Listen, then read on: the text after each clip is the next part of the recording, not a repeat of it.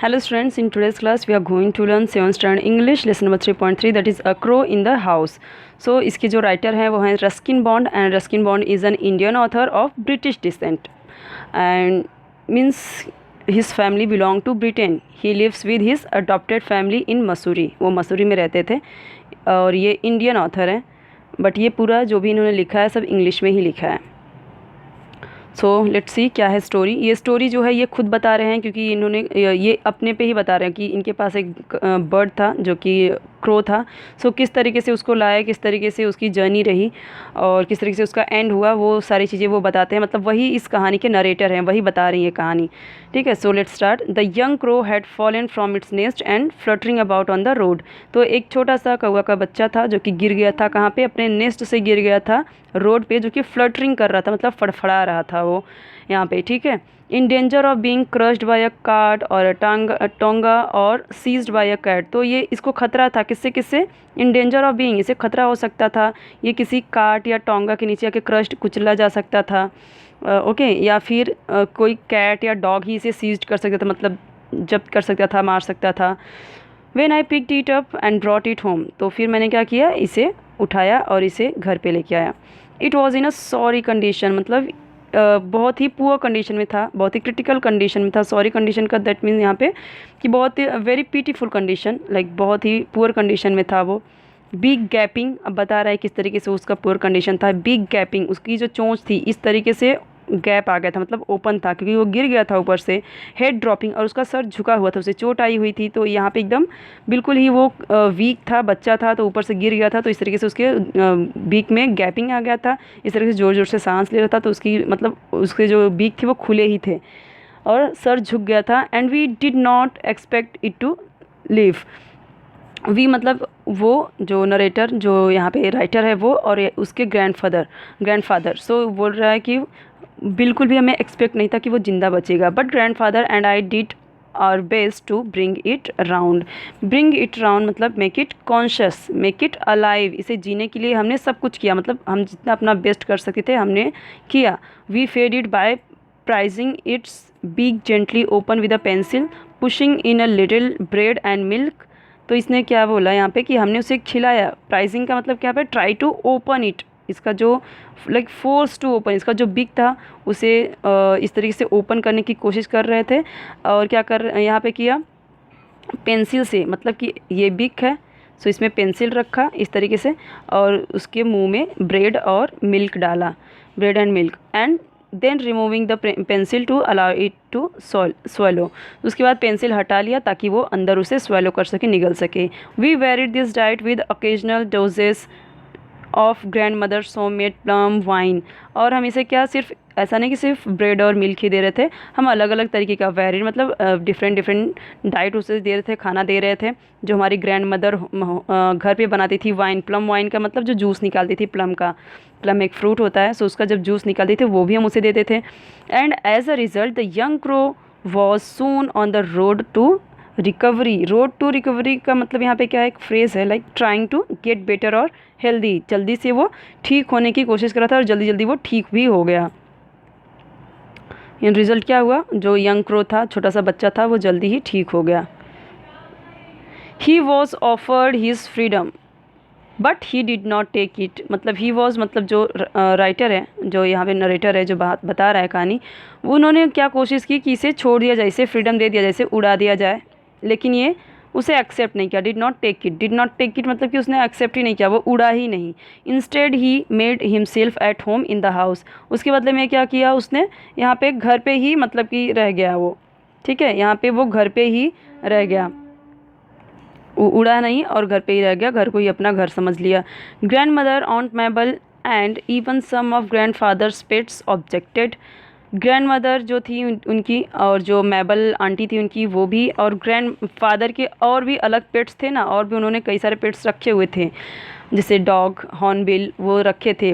उन लोगों ने भी ऑब्जेक्ट किया, मतलब कि they were not happy with crow. वो भी, जैसे हम देखते हैं कि जो हमारे पास रहते हैं ना पेट्स, दूसरे लाते हैं तो वो लोग खुश नहीं थे, वो सोचते हैं कि हमारा हम ही रहें सिर्फ. तो वो लोग भी ऑब्जेक्ट किए, वो बिल्कुल पसंद नहीं करते थे उसे. कौन कौन? ग्रैंड मदर, ऑन्ट मैबल और ग्रैंड फादर के जो भी और अलग यहाँ पे पेट्स थे वो ऑब्जेक्ट किए, but there was no way of getting rid of the bird. लेकिन यहाँ पे कोई रास्ता ही नहीं था उससे छुटकारा पाने का। रीड मतलब छुटकारा, वो बर्ड से छुटकारा पाने का कोई रास्ता नहीं था, क्योंकि वो उड़ ही नहीं रहा था, वो जा ही नहीं रहा था बाहर, वो उसे घर पे ही रहना था।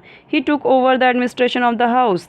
मतलब यहाँ पे इसका मतलब क्या है, he took over the administration of the house, that means he try to be a boss of the house and he starting doing whatever he wish whatever he want. जो उसे मन करता था, जो वो चाहता था वही करता था। मतलब वो पूरा बॉस बन के रहना चाहता था घर का, वैसे ही करता था वो, जो उसका मर्जी होता था वही करता था, किसी की नहीं सुनता था, सबको यहाँ पे टीज़ करता था, परेशान करता रहता था।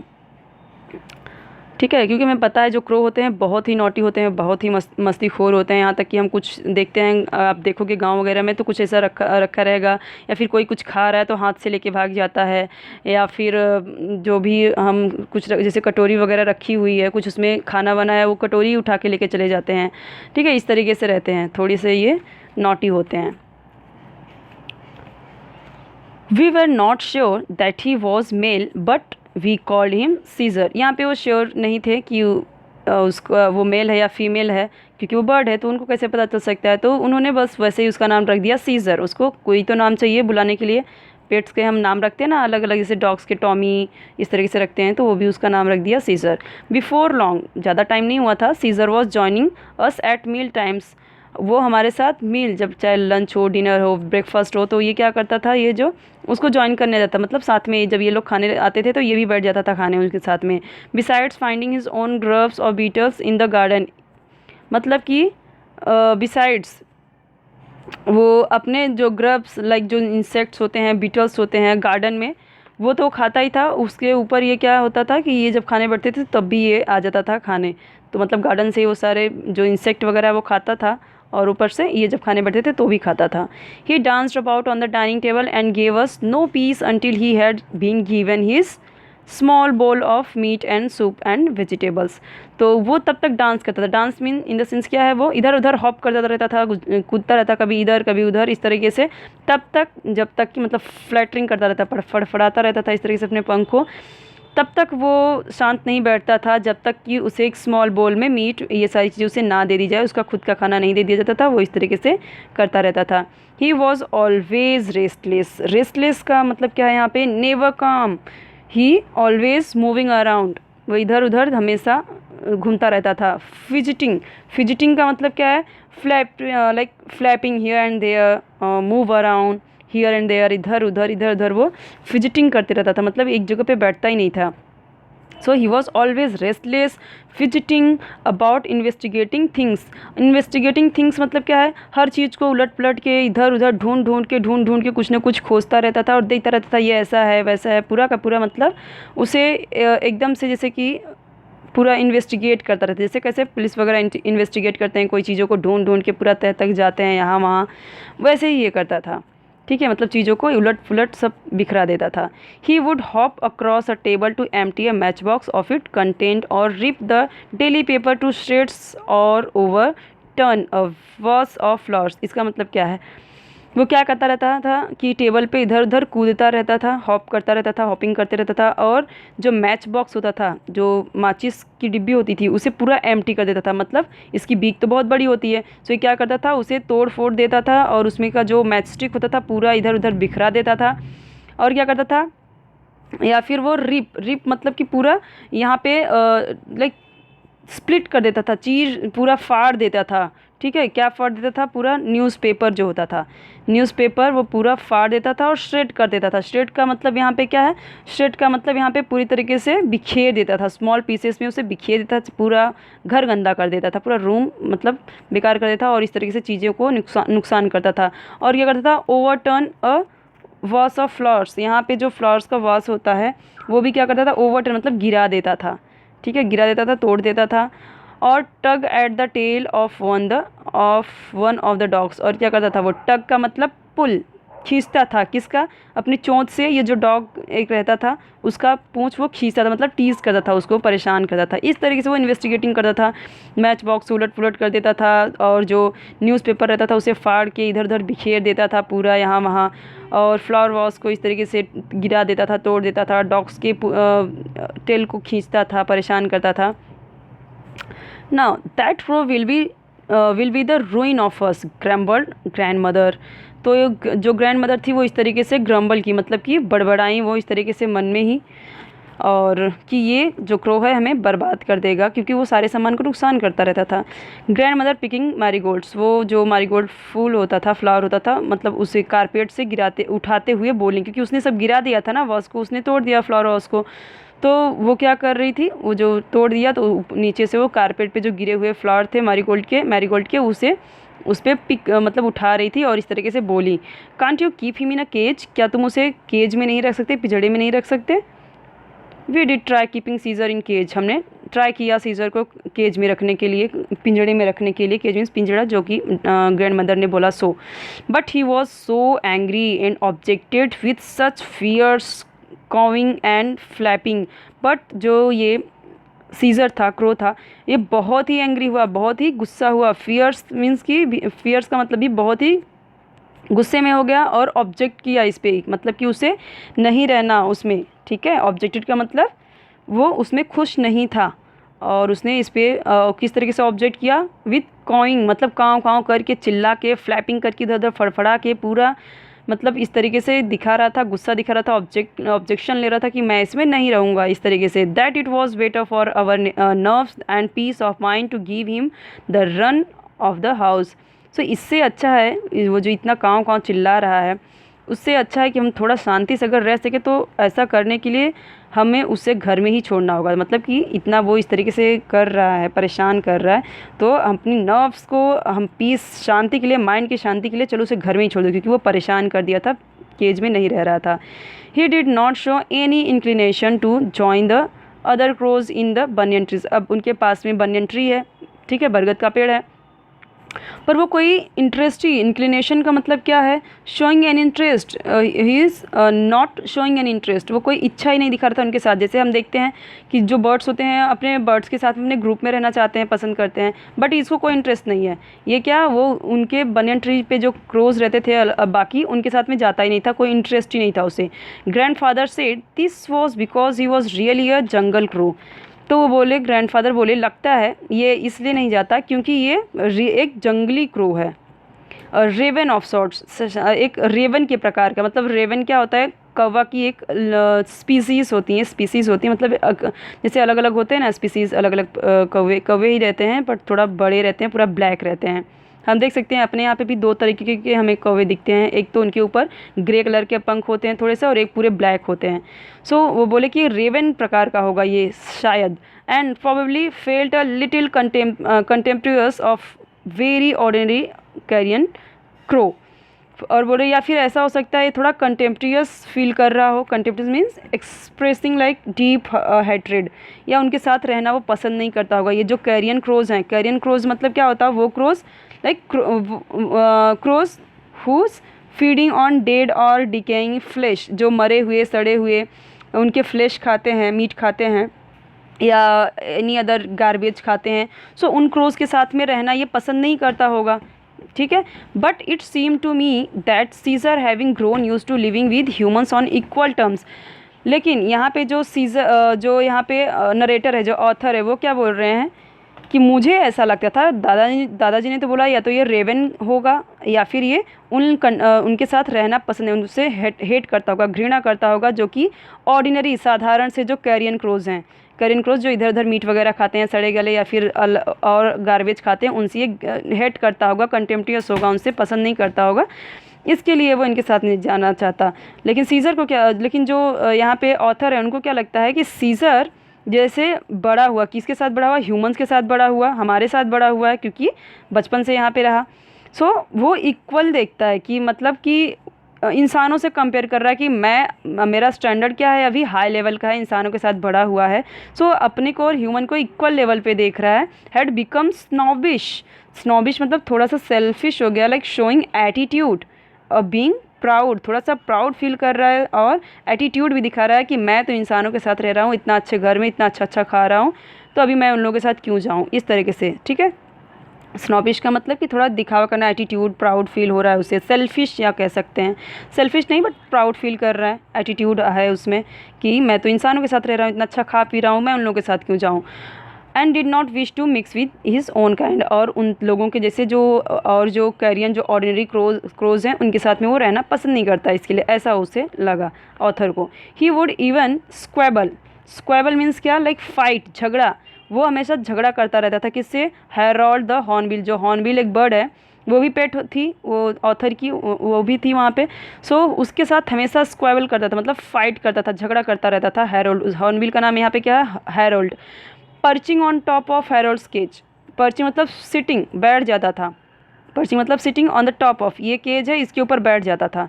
ही वुड पेक, पेक का मतलब like bite with its peck, pick beak, उसके चोंच से ही, अपनी चोंच से किसको मारता था, उसके जो हॉर्नबिल था उसके फीट पे, पैरों पे मारता था, मतलब उसके ऊपर बैठ जाता था केज पे और उसके वो जो हॉर्नबिल था हैरोल्ड उसके पैरों पे चोंच मारता था। Whereupon Harold would swear and scold and try to catch Caesar though through the bars. So Harold यहाँ पे क्या हो जाता था, बहुत ही गुस्सा हो जाता था, एंग्री, बिकम वेरी एंग्री। सो यहाँ पे स्वेयर का मतलब गुस्सा हो जाता और डांटता था, मतलब अपनी ही लैंग्वेज में, जैसे कि उसकी जो लैंग्वेज रहती थी बर्ड की, जो वो इस तरीके से अलग अलग साउंड निकालते हैं, सो ज़ोर से चिल्लाता है और उसे पकड़ने की कोशिश करता है अपने पंजों से सीजर को, मतलब कि ये बार, ये जो केज होते हैं तो उसमें बार होते हैं ना, इस तरीके से केज होता है। सो ये बार्स के बाहर, ये ऊपर, ये तो बाहर है क्रो, तो इसको पकड़ने की कोशिश करता था हॉर्नबिल, गुस्से में झपटता था उसके ऊपर, लेकिन वो तो उड़ जाता था आराम से उसे परेशान करके। In time Caesar learn to talk a little as ravens sometimes do in a cracked throaty voice. अब धीरे धीरे जैसे समय बीत रहा है सीजर थोड़ा थोड़ा बोलना सीख रहा है रेवेंस की तरह, जो क्रोज होते हैं, क्योंकि वो रेवन है तो उसकी तरह वो थोड़ा सा बोलना स्टार्ट करा है। क्रैक्ड मतलब कि कर्कश उनकी तो वॉइस होती है, कर्कश मतलब बहुत ही हार्ड वॉइस होती है। थ्रोटी वॉइस होती है, थ्रोटी का मतलब लाइक हस्की, भारी गला उनका होता है, जोर जोर से कैसे चिल्लाते हैं। अभी हम जो कोयल देखते हैं या जो स्पैरोज़ होती हैं उनकी हमें वॉइस कितनी अच्छी लगती है, ब्यूटीफुल लगती है, बट इनकी आवाज़ तो काँव काँव पसंद ही नहीं आता किसी को, ठीक है, सब इरिटेट हो जाते हैं। So he would sit for hours outside the window banging on the glass with his beak and calling hello hello. So ये क्या करता था, अभी थोड़ा थोड़ा बोलने की कोशिश करता था। जैसे हम देखते हैं पैरट जब हम रखते हैं तो वो हमारी तरह बोलने लगता है, क्योंकि उसकी टंग होती है, जीभ होती है, इसके लिए वो हमारी तरह प्रॉपर बोल सकता है। तो ये क्या बोल रहा है कि यहाँ पे विंडो पे बैठ जाता था और बैंग करता था, मतलब लाउडली बीटिंग, मतलब ज़ोर ज़ोर से चोंच से अपने मारता था और उस पर बोलता था हेलो हेलो, ये साउंड वो निकालता था। हेलो हेलो क्यों, क्योंकि हम हेलो हेलो बोलते हैं, तो इस तरीके से वो भी बोलने की कोशिश करता था, सुनता होगा अपने घर में सबको, इसके लिए वो भी हेलो हेलो बोलने का ट्राई कर रहा था, क्योंकि वो बाकी बर्ड के साथ तो रह नहीं रहा है, तो जिसके साथ रह रहा है वो वैसा बोलने का ट्राई कर रहा है। He seem to recognise the click of the gate when I came home from school. तो वो बोल रहा है, जो ऑथर है, कि वो पहचान लेता था जब मैं जैसे ही गेट को क्लिक करता था, जैसे ही क्लिक करता था, खोलता था, सो जैसे मैं स्कूल से आता था तो वो मुझे पहचान लेता था। And would come to the door with a hop skip and jump, hopping करते हुए, स्कीपिंग करते हुए, दौड़ते हुए, कूदते हुए, इस तरीके से आता था और बोलता था hello hello. I had also taught him to sit on my arm and say kiss किस। तो ये भी सिखाया था, हेलो हेलो तो सिखाया था ऑथर ने, और ये भी बोला कि जब भी तुम आओ तो मेरे आर्म पे, मेरे बाजुओं पे बैठ जाओ, मेरे हाथ पे, ऐसे हाथ पे बिठाते हैं ना सब लोग, अपने हाथ पे बिठाते हैं इस तरीके से, और बोलता था किस किस बोलने के लिए।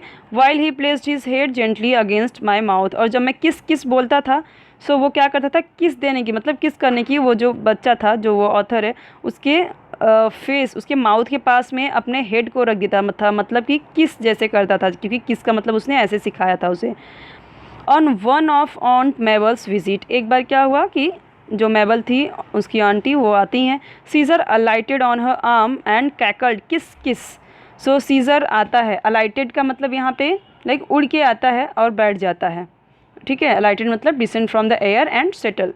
सो आता है और बैठ जाता है और किस किस बोलने लगता है। ऑन्ट मेबल वॉज डिलाइटेड, वो तो बहुत हैप्पी हुई, खुश हो गई, ठीक है।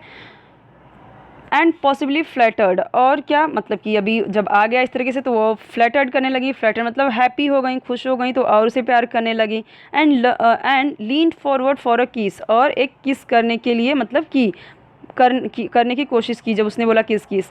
But Caesar's attention shifted to my aunt's gleaming spectacles. तो जैसे ही सीजर ने देखा जिस तरीके से वो किस करने के लिए आई, तो फिर वो क्या हुआ कि जैसे वो किस करने के लिए मतलब गया पास में, तो फिर क्या हुआ कि उसने देखा ग्लीमिंग मतलब चमकता हुआ उसका उनका स्पेक्ट देखता है, मतलब स्पेक्टिकल्स देखता है, चश्मा देखता है, and threshing at them with his बिक। सो क्या किया उसने, थ्रशिंग मतलब पुश किया, सडनली वायलेंट होके उसने क्या किया, चोंच मार दी। ओके, चोंच मार दी उस उनके चश्मे पे। ही नॉक देम ऑफ, और वो क्या हुआ, गिर गया। Aunt Mabel never was a success with the pets.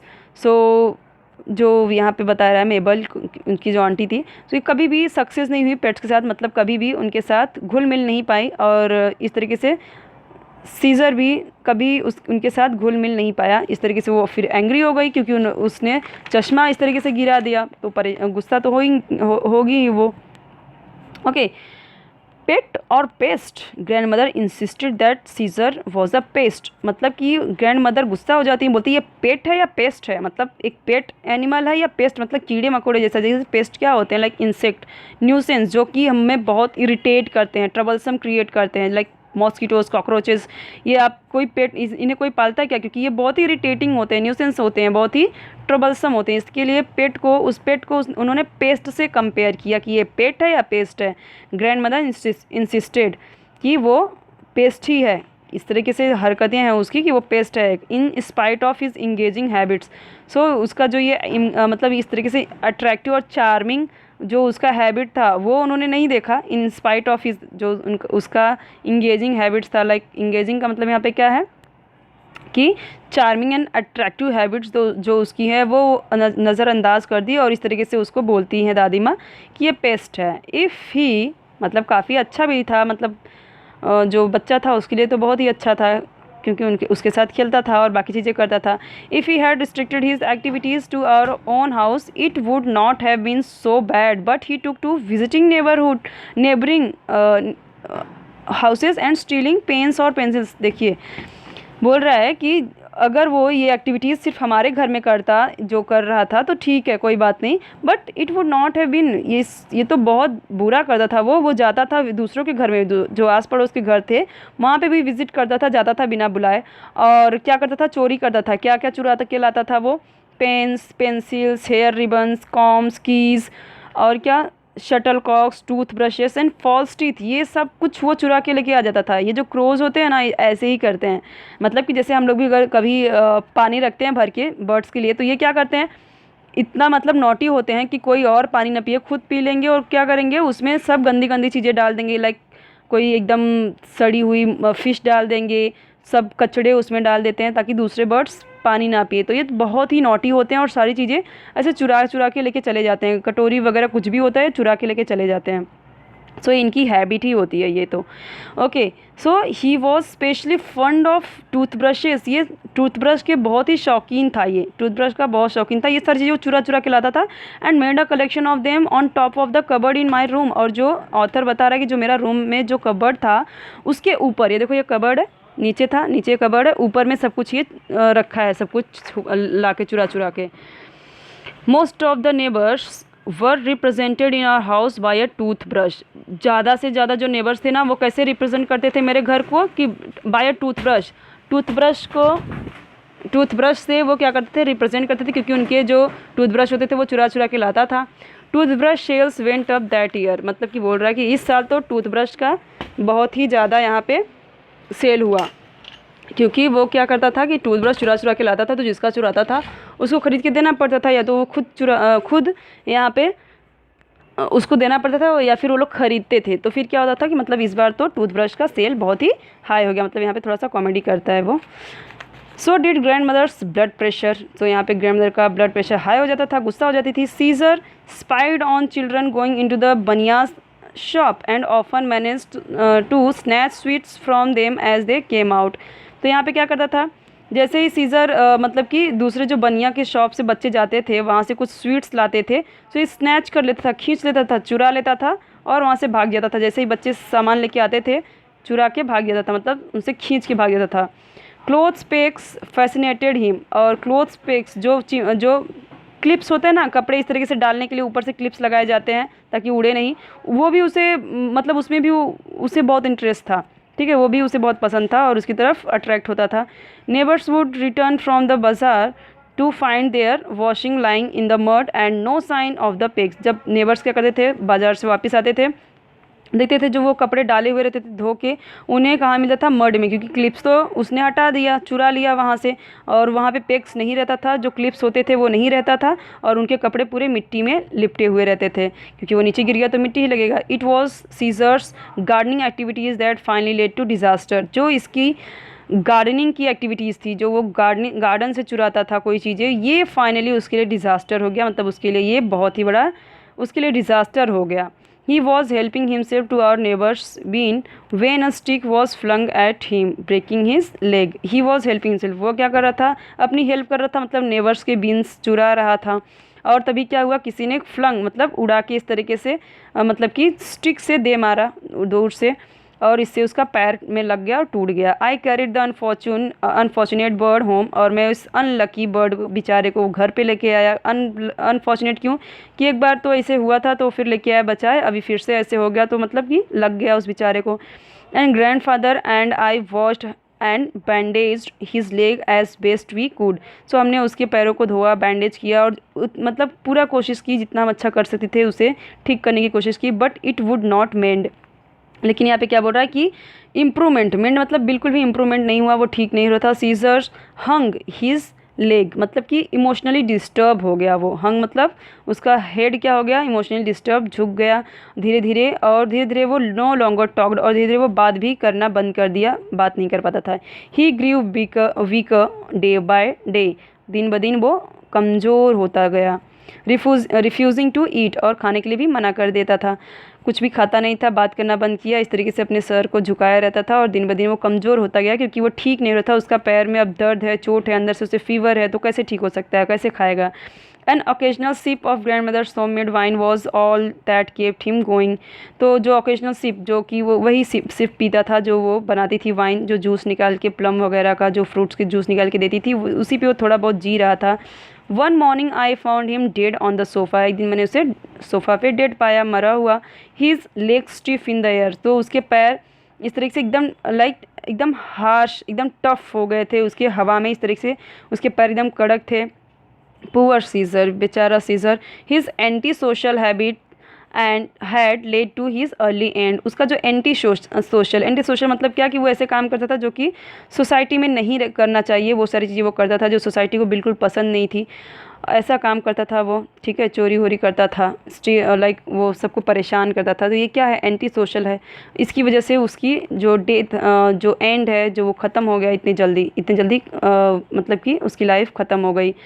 I dug a shallow grave in the garden, तो मैंने एक शैलो मतलब छोटा सा एक ग्रेव, जो कब्र होती है, वो मतलब गार्डन में अपने बनाया, खोदा, डग किया मतलब खोदा, एंड बरीड हिम देयर, और उसे वहीं पे दफना दिया, along with all the toothbrushes and clothes pegs he had taken so much trouble to collect, और उसके साथ ही जितने भी वो ये सारी चीज़ें कलेक्ट किया हुआ था, वो सब मैंने उसके साथ में दफना दिया, क्योंकि वो इन सब को कलेक्ट करने के लिए बहुत ही ट्रबल, मतलब कि बहुत ही खतरा मोल लेता था ना, सब जा के चुरा के ये सारी चीज़ें लाता था। सो वो सारी चीज़ें मैंने उसी के साथ दफना दिया। रस्किन बॉन्ड ने लिखा है फ्रॉम ग्रैंडफादर्स प्राइवेट जू। तो ये इनकी ये जो बुक है उससे ये इतना सा चैप्टर, मतलब ये बुक से ही यहाँ पे लिया गया है ये जो आपका लेसन है। सो आई होप कि आपको ये समझ में आएगा। कोई भी डाउट हो तो कमेंट सेक्शन जरूर पूछिए। वीडियो पसंद आए तो लाइक कीजिए, सब्सक्राइब कीजिए, और अपने फ्रेंड के साथ ज़रूर शेयर कीजिए ताकि उन्हें भी हेल्प मिल जाए।